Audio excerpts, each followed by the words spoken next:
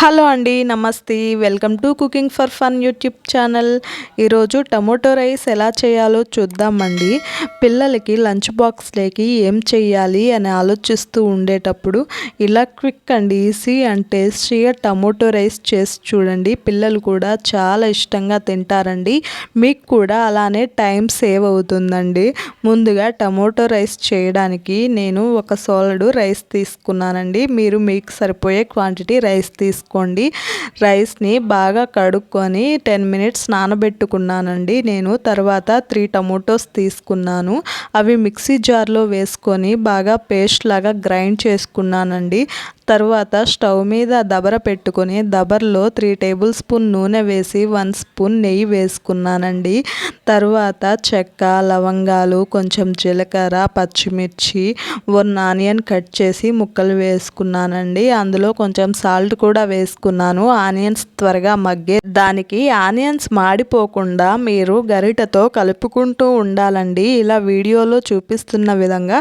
తర్వాత కొంచెం కరివేపాకు వేసి ఆనియన్స్ బాగా మగ్గిన దాకా కలుపుకున్నానండి. తర్వాత 1 స్పూన్ అల్లం వెల్లుల్లి పేస్ట్ వేసి 2 మినిట్స్ పచ్చివాసన పోయేదాకా కలుపుకున్నాను. పచ్చివాసన పోయిన తర్వాత మనం గ్రైండ్ చేసుకున్న టమోటో పేస్ట్ని అందులో వేసానండి.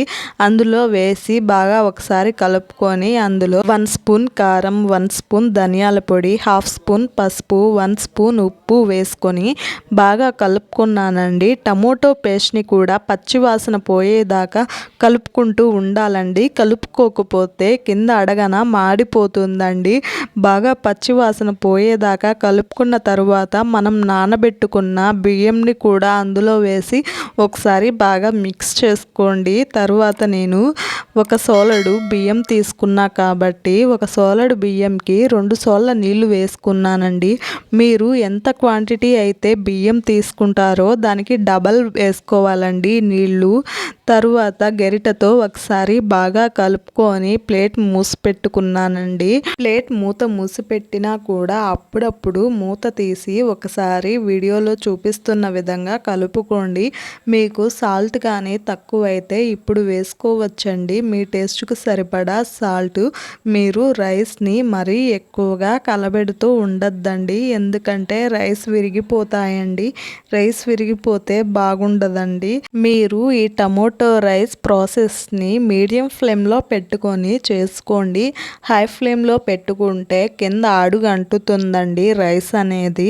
ఒకసారి వీడియోలో చూడండి ఎంత పొడి పొడిగా ఉందో టమోటో రైస్ అనేది.